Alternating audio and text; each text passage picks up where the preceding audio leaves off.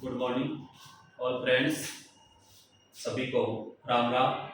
तो श्याम संस्था ने या श्याम ग्रुप ने एक नई शुरुआत की है कि जो अभी जितनी एग्जाम कंपटीशन की भर्तियां हैं उनको देखते हुए उन्होंने ऑनलाइन या यूट्यूब के माध्यम से आपको क्लास देने की सोची है। तो हम शुरुआत करेंगे अपनी क्लास की, शुरू करते हैं। आज पढ़ेंगे हम जो जानकारी लेंगे कि राजस्थान का आंतरिक अफवाह तंत्र या अफवाह तंत्र क्या अध्ययन करेंगे।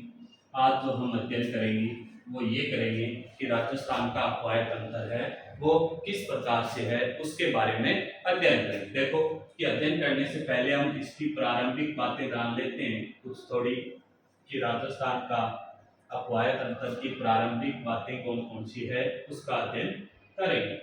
तो उसका अध्ययन करें तो अब देखो कि ये राजस्थान है।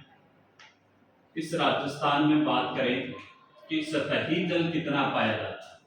सतही जल कि राजस्थान में सतही जल की मात्रा कितनी है इस राजस्थान के अंदर पूछ ले, हम कहेंगे सतही जल 1.6% पाया जाता है।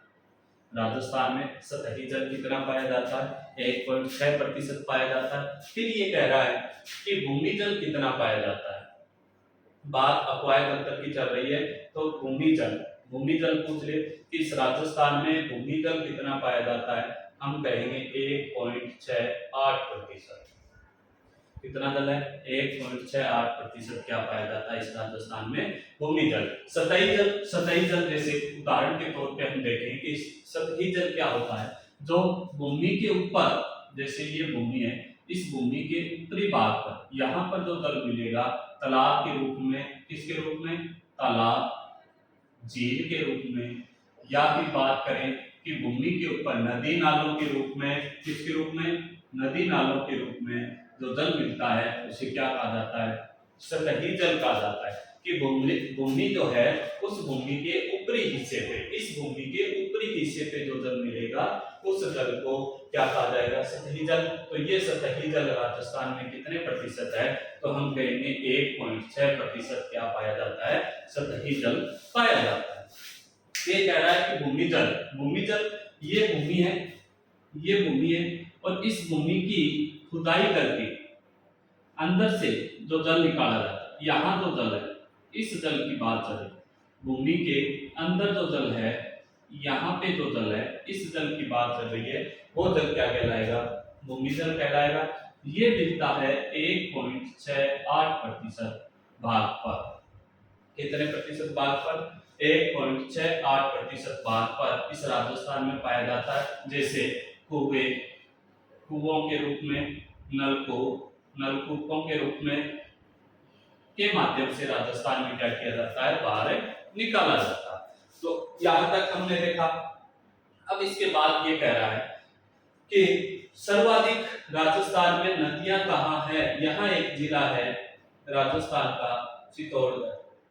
कौन सा जिला है, चित्तौड़गढ़। इस जिले की बात करें कि इस चित्तौड़गढ़ में क्या मिलती है, कि सर्वाधिक नदियां, अपने से पूछ ले कि राजस्थान की सर्वाधिक नदियां किस जिले में पाई जाती है, राजस्थान की सर्वाधिक। देखो दोस्तों कि पूछ ले अपने से कि राजस्थान की सर्वाधिक नदियों की बात करें, किसकी बात करेंगे, नदियों। जिला पूछ ले, जिला हम कहेंगे कौन सा हो गया, चित्तौड़गढ़ हो। जिला कौन सा है, चित्तौड़गढ़।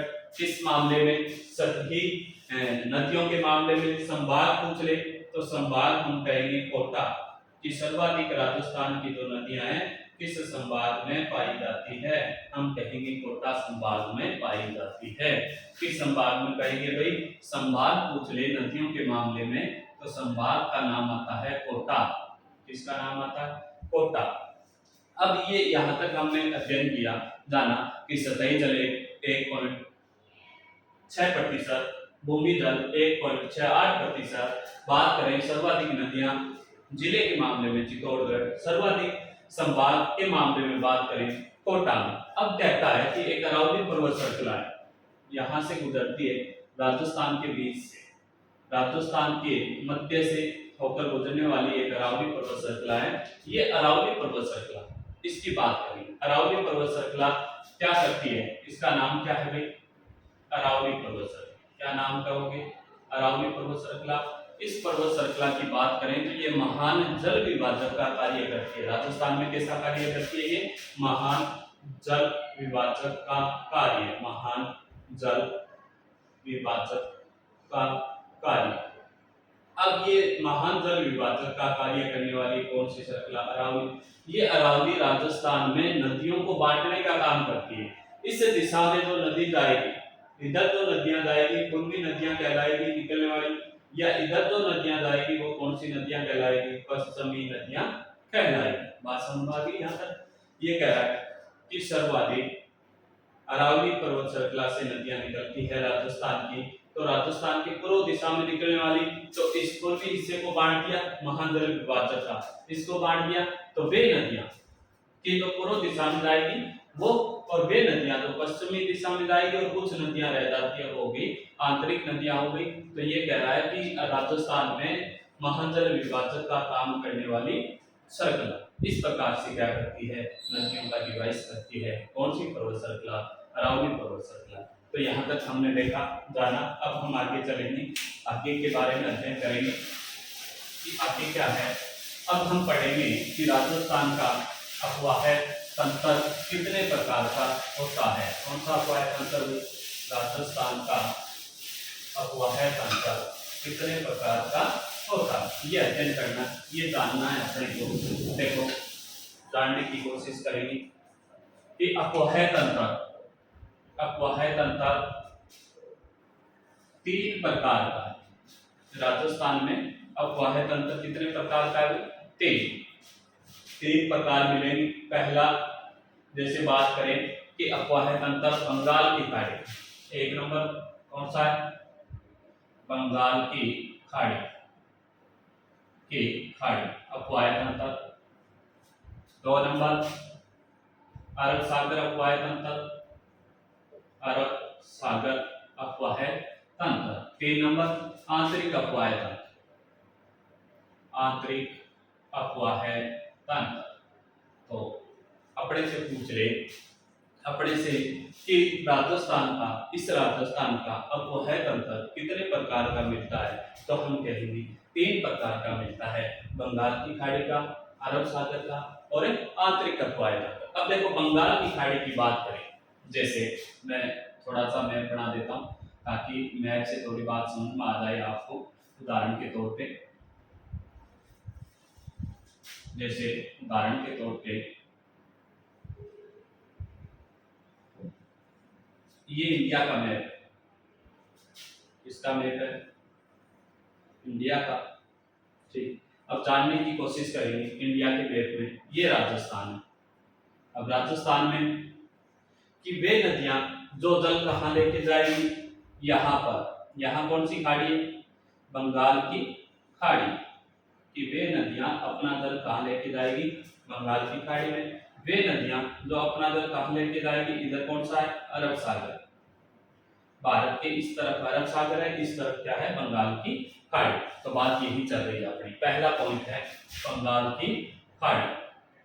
अब देखो कि कैसे जल बंगाल की, क्या कहेंगे कि वे नदियां जो अपना जल कहाँ लेके जाएगी, बंगाल की खाड़ी में लेके जाएगी। जैसे हम जाने कि चंबल नदी मध्य प्रदेश से निकलती है, ठीक है, राजस्थान में होती हुई यूपी में एक इधर से नदी आती है यमुना, और यमुना किस में मिल जाती है, गंगा। किस में मिल जाएगी, गंगा। तो ये कौन सी हो गई, गंगा हो गई। ये कौन सी हो गई, यमुना हो गई। ये कौन सी हो गई, चंबल हो गई। अब चंबल में एक नदी है इधर से, जैसे बात करें बनास मिलती है, कौन सी मिलती है, बनास। तो इस प्रकार से कि बंगाल की खाड़ी की नदियां कौन सी हो गई, जैसे बात करें कि बनास नदी चंबल को जल देती है, चंबल यमुना को देती है, यमुना गंगा को देती है, और गंगा कहाँ लेके जाती है, जल बंगाल की खाड़ी में लेके जाती है। तो वे नदियां जो अपना जल कहाँ पहुंचाएगी, बंगाल की खाड़ी में पहुंचाएगी। वे कौन सी नदियां कहलाएगी, बंगाल की खाड़ी का अफवाह तंत्र की नदियां कहलाती है। अब बात करें कि बंगाल की खाड़ी के अक्वायद अंतर की, इसकी बात करेंगे। उदाहरण के तौर पे नदियां देखें कि कौन कौन सी है, तो हम कहेंगे जैसे चंबल, किसका उदाहरण है, बंगाल। बनास किसका उदाहरण है, बंगाल की खाड़ी। कुल्लू किसका उदाहरण है, बनास की खाड़ी। फिर पूछ ले कि कुल्लू के बाद आहू किसका उदाहरण है, बंगाल की खाड़ी का। बात करें पार्वती किसका उदाहरण है, बंगाल की खाड़ी का। राजस्थान की मुख्य नदियों की बात चल रही है, बंगाल की खाड़ी के अक्वायद अंतर से, तो पार्वती। बात करें काली सिंध किसका उदाहरण है, काली सिंध, काली सिंध बंगाल की खाड़ी का। काली सिंध भी किसका उदाहरण कहेंगे कि बंगाल की खाड़ी का उदाहरण। तो उदाहरण के तौर पे देखें, राजस्थान की नदियों को देखें, बेड़ज, बेड़ज भी किसका उदाहरण है, बंगाल की खाड़ी का। ठीक है। बात करें मेनाल भी किसका उदाहरण है, बंगाल की खाड़ी का। तो ये मुख्य नदियों के तौर पे हम जाने कि बंगाल की खाड़ी में राजस्थान की कौन कौन सी नदियां अपना जल लेके जाती है। तो ये कह रहा है चंबल जाएगी, ये मानचित्र के माध्यम से समझा दिया मैंने आपको कि इस प्रकार से जल कहां पहुंचेगा, बंगाल की खाड़ी में पहुंचेगा। जैसे चंबल, बनास, कुल्लू, आहू, पार्वती, काली सिंध, बेड़ज, मेनाल, ये उदाहरण के तौर पे किसकी नदियां हुई, बंगाल की खाड़ी की नदियां। अब बात करें अरब सागर की, तो किसकी, अरब सागर की। अरब सागर की वे नदियां, अक्वायद अंतर अरब सागर का कौन सा होगा कि वे नदियां जो अपना जल कहां लेके जाएगी, अरब सागर, कच्छ के रण में या खंबात की खाड़ी में कहां लेके जाती है कि वे नदियां जो अपना जल कच्छ का रण है, खंबात की खाड़ी है, या मुख्य तौर पे अरब सागर। तो अरब सागर में जल पहुंचाने वाली नदियों को क्या कहा जाएगा, अरब सागरीय अक्वायद अंतर कहा जाएगा। कैसा, अरब सागरीय अक्वायद अंतर। इसकी बात करें, जैसे हम देखें कि राजस्थान से नदियों की मुख्य बात करें, तो हम बात करेंगे कि कौन कौन सी नदियां राजस्थान की है।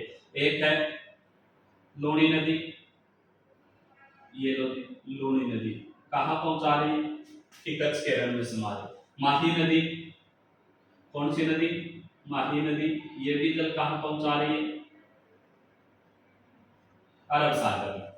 तो उदाहरण के तौर पे देखें कि ये नदियां, जैसे ये माही हो गई, ये लूणी हो गई, तो वे नदियां जो अपना जल कहां लेके जाएगी, अरब सागर में। जैसे उदाहरण के तौर पे कौन सी हो गई, लूणी, माही।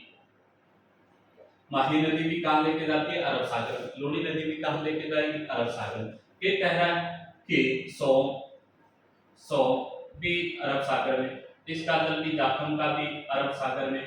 फिर कह रहा है कि लूणी, माही, सोम, जाखम, जुमाई, ये या पश्चिमी बनास, पश्चिमी बनास, साबरमती, साबरमती, ये नदियां अपना जल कहां लेके जाती है, अरब सागर में लेके जाती है। तो इसको कौन सा अक्वायद अंतर कहा जाएगा, अरब सागरीय अक्वायद अंतर कहा जाएगा। यहां तक बात समझ में आ गई। अब लास्ट रहा है अपना आंतरिक अक्वायद अंतर। कौन सा अक्वायद अंतर, आंतरिक, कि वे नदियां जो किसी झील या फिर बात करें मरुस्थल में समा जाती है, वो कौन सा अक्वायद अंतर कहलाता है, आंतरिक अक्वायद अंतर कहलाता है। कौन सा अक्वायद अंतर कहलाएगा, आंतरिक अक्वायद अंतर की बात करें, जैसे उदाहरण के तौर पे हम देखें कि उदाहरण के तौर पे घग्गर, घग्गर नदी है, हिमाचल से निकलती है। उदाहरण के तौर पे हम देखें कि घग्गर नदी हिमाचल से, यहाँ से इस क्षेत्र से आएगी और राजस्थान में बहती हुई, गंगानगर हिमालय में बहती हुई पाकिस्तान चली जाती है। कहाँ चली जाती है, पाकिस्तान। ये कौन सी है, उदाहरण के तौर पे हम समझ रहे हैं, जैसे घग्गर। अब घग्गर कहाँ से, घग्गर निकलती है हिमाचल से, भारत से, और यहाँ की फोर्ट अब्बास मरुस्थल का एक हिस्सा है, पाकिस्तान का एक स्थान है। तो उस स्थान पर जाने के बाद, फोर्ट अब्बास में जाने के बाद क्या हो जाती है, खत्म हो जाती है। तो वे नदियां जो किसी मरुस्थल या झील में क्या हो जाए, खत्म हो जाए, कौन से अक्वायद अंतर की कहलाएगी, आंतरिक अक्वायद अंतर की कहलाएगी। जैसे हमने उदाहरण देखा है घग्गर। अब पूछ ले कि आंतरिक अक्वायद अंतर की नदियां मुख्य कौन कौन सी है, जैसे घग्गर, घग्गर भी आंतरिक है। बात करें कि काकली, काकली भी कैसी है, आंतरिक अक्वायद अंतर की। काकने, काकने भी किसका उदाहरण है, काकने भी, बात करें आंतरिक अक्वायद अंतर का। फिर कह रही है कि रूपारे, आंतरिक कौन सी, रूपारे, ये भी किसका उदाहरण है, आंतरिक अक्वायद अंतर का। तो आंतरिक अफवाह तंत्र की मुख्य नदियों की बात करें तो घग्गर, कांकली, काकने, उपारे। तो यहाँ तक हमने देखा कि अफवाह तंत्र पूछ ले अपने से, अफवाह तंत्र कितने प्रकार का होता है, 3 प्रकार का। तो ये याद रखना। अब तरफ पूछ लिया जाएगा कि इस प्रकार से क्वेश्चन आ जाए, मैं थोड़ा साफ कर देता हूँ। देखो क्वेश्चन किस प्रकार से आ सकता है अपने से, ठीक है, ये जानना है। क्वेश्चन आ जाए, क्वेश्चन नोट करता हूं। निम्न में से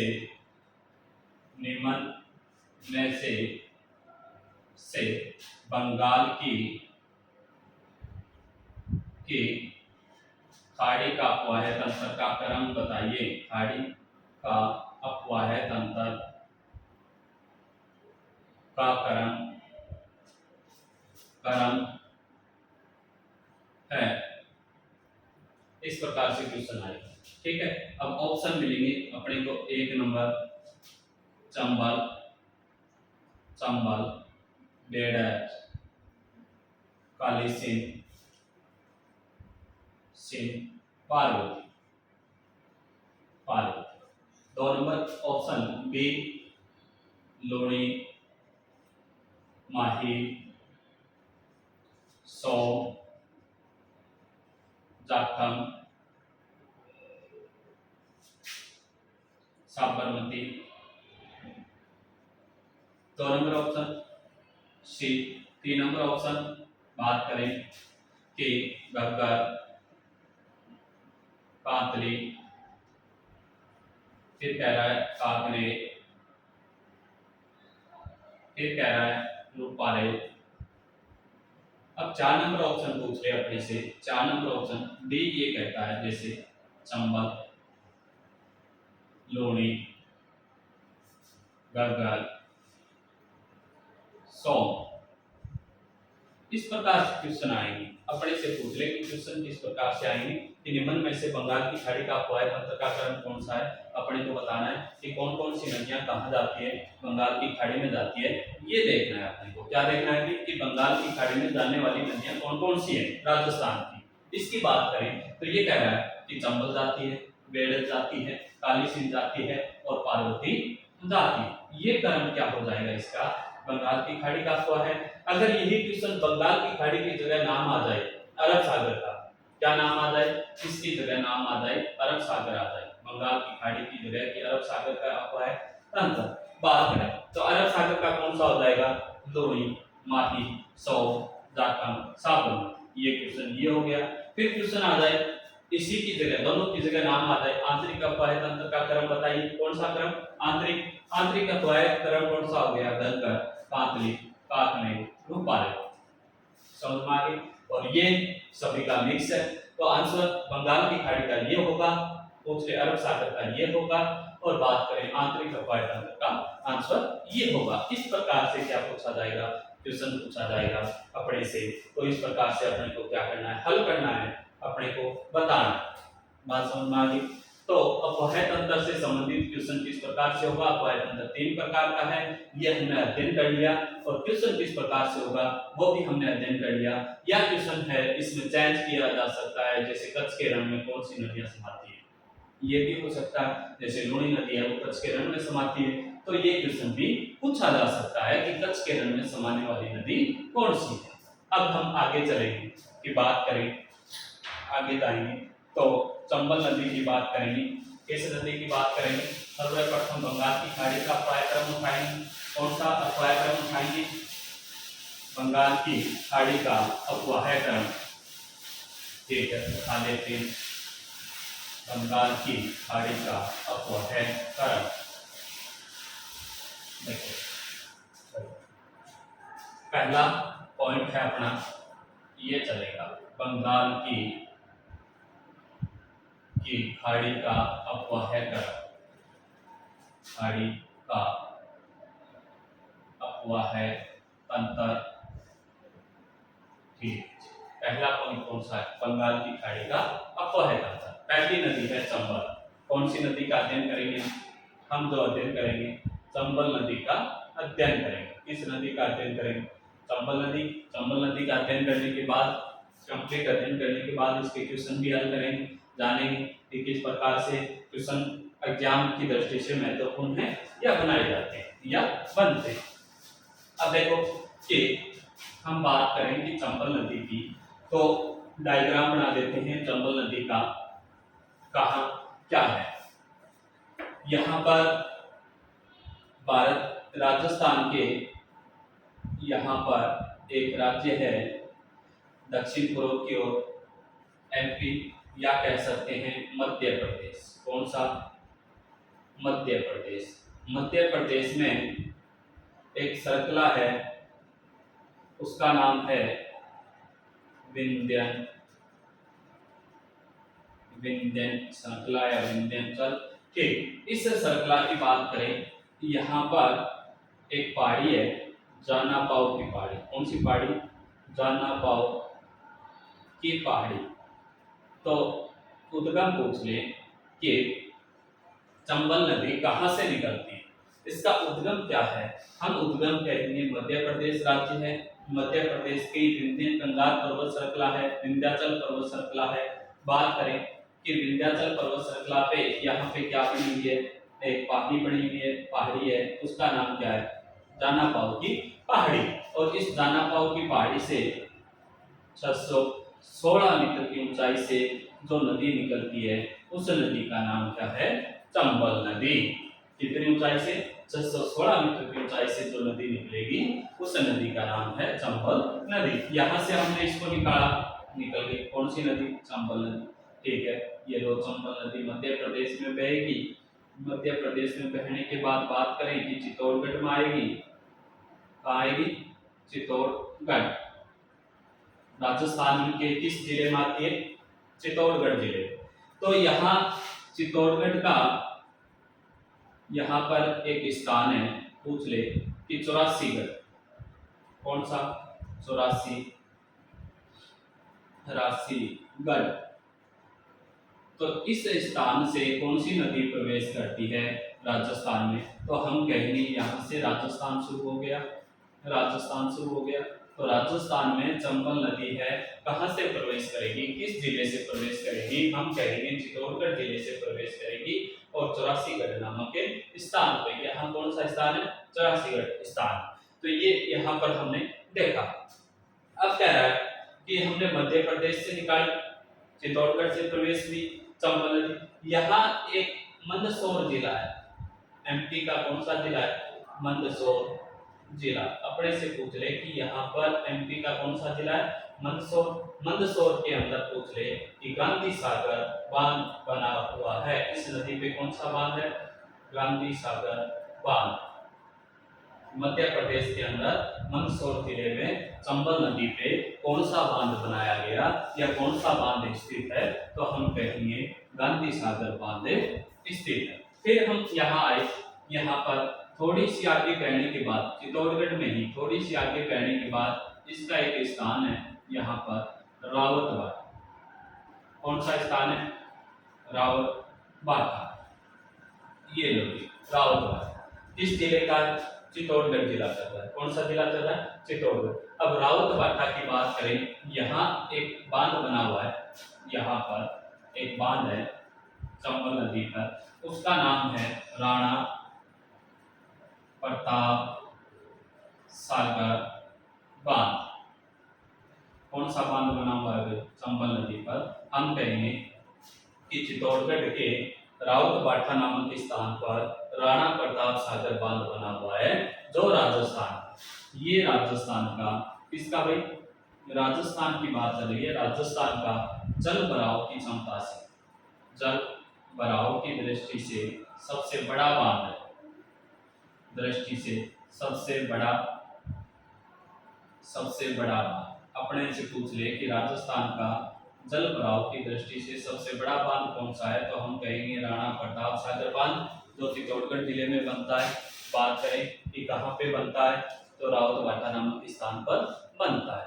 आगे बात समझ में यहाँ तक।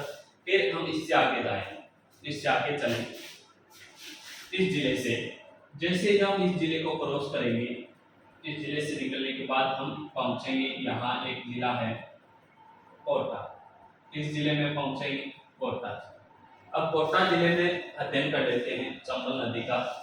कि कोटा जिला है, इधर भी कोटा है, इधर भी कोटा है। तो कोटा जिला की बात करेंगे कि कोटे जिले के अंदर, इस कोटा जिला के अंदर राजस्थान का, इसके अंदर बांध कौन कौन से बनाए गए। तो एक बांध तो यहाँ पे बना है, उसका नाम है Kota barrage. Kota barrage, Kota barrage जो बांध है वो किस नदी पे बना है, हम कहेंगे चंबल नदी पे बना है। कोटा बैराज बांध किस नदी पे बना है, चंबल नदी पे, इस जिले के अंदर, कोटा जिले के अंदर। फिर कह रहा है कि इसी नदी पे एक बांध और बना है यहाँ पर। इधर बात करें कि उसका नाम है जवाहर सागर बांध। तो कोटा जिले में कितने बांध बने हैं चंबल नदी पे, 2 बांध बने हैं। कितने बांध बने हैं भाई, 2। एक बना है कोटा बैराज, एक बना है जवाहर सागर बांध। किस नदी पे बना है, चंबल नदी पे बना है। चंबल नदी चल रही है अपनी, चंबल नदी पे बना है। अब पूछ लेते हैं कोटा बैराज कौन सा बैराज है, कोटा बैराज। कोटा बैराज जल भराव की क्षमता से विद्युत का कार्य नहीं करता है। कौन सा कार्य नहीं करता है, विद्युत उत्पादन का कार्य नहीं करता है। विद्युत उत्पादन का कार्य नहीं करता है। अपने से पूछ ले कि विद्युत उत्पादन का कार्य है वो कौन सा बांध नहीं करता है चंबल नदी का, तो हम कहेंगे कोटा बैराज जो है वो विद्युत उत्पादन का कार्य नहीं करता। अब इसके बाद हम चलेंगे आगे, हम जाएंगे कोटा के बाद हम बूंदी जाएंगे। कहाँ जाएंगे, बूंदी। किस जिले में, बूंदी। बूंदी के बाद हम जाएंगे सवाई माधोपुर, यहाँ पर बूंदी जिला है। यहाँ पर चंबल नदी पे सवाई माधोपुर जिला है। कौन सा, सवाई माधोपुर। सवाई माधोपुर के बाद हम जाएंगे किस जिले में, बात करें कि करौली। कौन सा, करौली। करौली के बाद हम जाएंगे धौलपुर। किस जिले में, धौलपुर। धौलपुर। धौलपुर के बाद ये चली जाती है यूपी। चंबल नदी कहाँ चली जाएगी, यूपी। यूपी में उत्तर प्रदेश। कहाँ चली जाएगी, उत्तर प्रदेश। उत्तर प्रदेश का यहाँ पर एक स्थान है इटावा। कौन सा स्थान है, इटावा। और इटावा का मुरादगंज। कौन सा, मुरादगंज। हम बात करेंगे कि मुरादगंज, इटावा का कौन सा स्थान है, मुरादगंज। और इस स्थान पर इधर से एक नदी आती है यमुना नदी। कौन सी है नदी है ये, यमुना। कौन सी नदी आ रही है, यमुना। तो यमुना नदी में कौन सी नदी मिल जाती है, तो यहाँ पर आने के बाद चंबल नदी है। यूपी के इटावा के मुरादगंज में आने के बाद किस नदी में मिल जाएगी, यमुना में मिल जाएगी। तो हमने ये इसकी जानकारी पढ़ी कि राजस्थान के, अपने से पूछ ले कि राजस्थान के कौन कौन से जिले, चित्तौड़गढ़, कोटा, बूंदी, सवाई माधोपुर, करौली, धौलपुर। ये जिले किसके, राजस्थान। अब अपने से इसकी अदर बेसिक जानकारी का हम अध्ययन करें, जाने। इसके अलावा भी इसमें कुछ बातें हैं उसका अध्ययन करें। तो चंबल नदी का प्राचीन नाम आता है, क्या नाम आता है, चंबल नदी का प्राचीन नाम क्या है। इस चंबल नदी का प्राचीन नाम हम कहेंगे चर्मणवती या चर्मणवती। चर्मणवती इस नदी का नाम है, हम कहेंगे चंबल नदी का नाम है। ठीक है, प्राचीन नाम है, प्राचीन नाम में इसे जाना जाता था। इसके उपनाम पूछ लें कि चंबल नदी के उपनाम क्या है। उपनाम हम कहेंगे कि चंबल नदी के कामधेनु।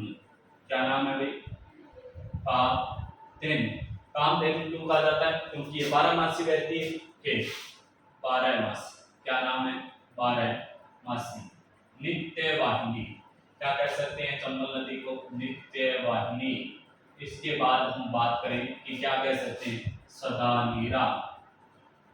तो चंबल नदी के उपनाम कौन कौन से हैं, तो हम कहेंगे चंबल नदी के कामधेनु, 12 मासी, नित्य वाहिनी और सदा नीरा के नाम से किसे जाना जाता है, इस चंबल नदी को जाना जाता है। किस नदी को, चंबल नदी को। अब बात करें कि इसके ये उपनाम हो गए, तो ये राजस्थान की कुल लंबाई, कुल लंबाई पूछ रही, चंबल नदी की कुल लंबाई कितनी है एमपी से लेकर यूपी तक। तीन राज्यों की हो गई ये, तीन राज्य हो गए एमपी, राजस्थान और यूपी, तीन राज्यों की नदी। कुल लंबाई 965 किलोमीटर। कितनी है भाई? चंबल नदी की कुल लंबाई 965 किलोमीटर। कितने किलोमीटर कहोगे? 965। और इसकी राजस्थान के 6 जिलों में, राजस्थान के 6 जिलों में कुल लंबाई है 135 किलोमीटर। कितने किलोमीटर है? 135 किलोमीटर। ये बात आपको है जो बात करेंगे कि ये सेकंड की बुक कह रही है और 226 किलोमीटर कह रही है, पनोरमा है या कंपटीशन की जो भी बुक है वो राजस्थान में इसकी 226 किलोमीटर लंबाई बता रही है, लेकिन बीए सेकंड ईयर वाली कितनी लंबाई बता रही है? 135 किलोमीटर इसकी लंबाई बता रही है। तो यहाँ तक हमने अध्ययन किया, जाना, यहाँ तक किसी को कोई दिक्कत नहीं है। अगर कोई क्वेश्चन पूछना चाहे तो बाद में पूछ सकता है, कमेंट के माध्यम से भी पूछा जा सकता है। हाँ, आप अगर नोट करना चाहो या स्क्रीनशॉट लेना चाहो ले सकते हो। इसके आगे चले हम जानेंगे कि इधर वाला थोड़ा सा साफ कर देते हैं ताकि समझ में आ जाए। ठीक, अब ये कह रही है नदी की सीमा बढ़ाती है। ये नदी किस किस की सीमा बनाती है? तो ये नदी बनाएगी सीमा, अपने से पूछ रहे कि ये नदी सीमा एमपी प्लस में, मतलब मध्य प्रदेश प्लस में राजस्थान की क्या बनाती है? सीमा बनाती है। किस किस की सीमा बनाती है? मध्य प्रदेश और राजस्थान की सीमा बनाती है। फिर कह रही है यूपी प्लस में एमपी की क्या बनाती है? ये सीमा बनाती है। कौन कौन से राज्यों की सीमा बनाती है चंबल नदी? MP plus Rajasthan, UP plus में एमपी की सीमा बनाती है। अब राजस्थान और मध्य प्रदेश की सीमा बनाती है ये 252 किलोमीटर। कितने किलोमीटर सीमा बनाती है? कि मध्य प्रदेश और राजस्थान की सीमा बनाने का काम करती है। मतलब मध्य प्रदेश और यहाँ चित्तौड़गढ़ में इस स्थान पे प्रवेश करेंगे उससे पहले ये कितने किलोमीटर सीमा बना देती है? 252 किलोमीटर सीमा बना देती है। कौन सी नदी? चंबल। फिर यूपी और एमपी की सीमा बनाती है 241 किलोमीटर। यूपी मतलब उत्तर प्रदेश और मध्य प्रदेश के मध्य, यहाँ पर आने के बाद इधर मध्य प्रदेश, यहाँ पर आने के बाद कितनी सीमा बनाएगी? 241 किलोमीटर सीमा बनाती है। अब ये कह रहा है, ये कह रही है चंबल नदी कि चंबल नदी बूंदी और कोटा की सीमा बनाती है। कौन कौन से की?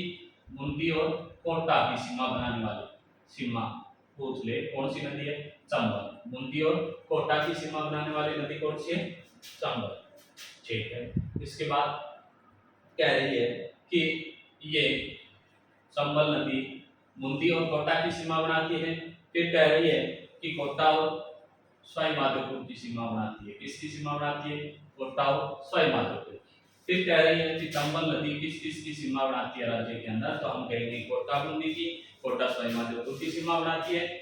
ये बेसिक जो बातें थी चंबल नदी के बारे में, जैसे हम अध्ययन कर रहे थे उसके बारे में था। इसके बाद बात करें कि इस नदी के अंदर, ये जो चंबल नदी है, इस नदी के अंदर एक गांगेय सूप नामक, क्या भाई? गांगेय सूप नामक स्तनपायी पाया जाता है। क्या पाया जाता है? स्तनपायी जीव पाया जाता है। चंबल नदी पर कौन सा जीव पाया जाता है? चंबल नदी में तो हम कहेंगे गांगेय सूप नामक स्तनपायी जीव पाया जाता है। इसके अलावा बात करें कि चंबल नदी पर, इस नदी पर घड़ियाल पाए जाते हैं। इस नदी में क्या पाए जाते हैं भाई? घड़ियाल पाए जाते हैं। अपने से पूछ ले कि किस नदी में घड़ियाल पाए जाते हैं? चंबल नदी में। तो इस कारण इस नदी को घड़ियालों की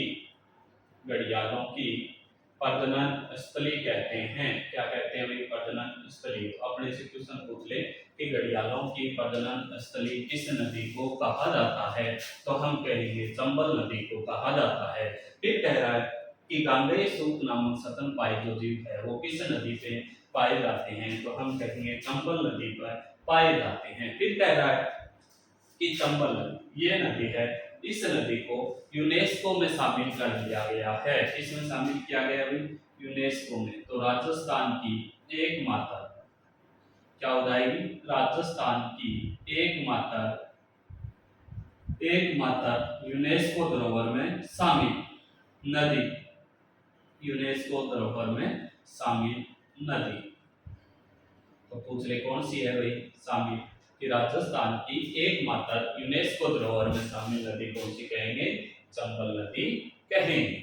आगे बात सुनो, फिर बात करें कि यहाँ पर धौलपुर में इस जिले के अंदर सर्वाधिक चंबल नदी है, वो बीहड़ों का निर्माण करती है। किसका निर्माण करती है भाई, बीहड़ों का निर्माण किस जिले में, धौलपुर जिले में। और बीहड़ जो बनाए जाते हैं कौन सी नदी द्वारा, चंबल नदी द्वारा, जिसे कहा जाता है बीहड़ों को डाकुओं की शरण स्थली। किसकी शरण स्थली, डाकुओं की शरण स्थली कहा जाता है।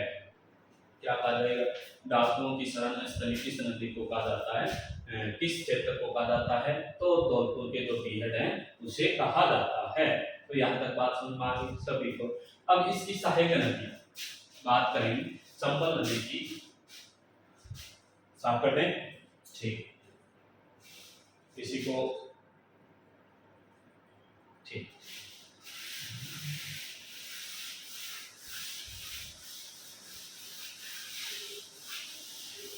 इसकी सहायक नदियां कौन कौन सी है वो देखो। अपने पूछ ले कि चंबल नदी की मुख्य सहायक नदियां कौन कौन सी। सहायक नदियों का हम क्या करेंगे, अध्ययन करेंगे, जानेंगे कि कौन कौन सी इसकी सहायक नदियां।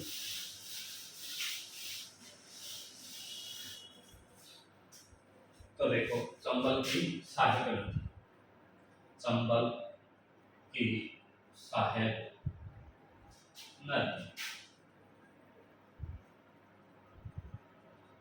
नदियां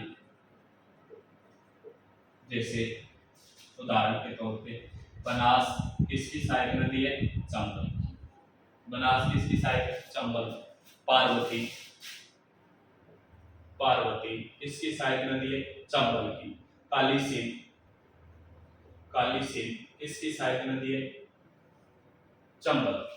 अब बात करें पार्वती हो गया, काली सिंध हो गई, बनास हो गई। इसके अलावा बात करें कि इसकी सहायक नदी कौन सी हो सकती है, कुन्नू, कुन्नू या कनौर।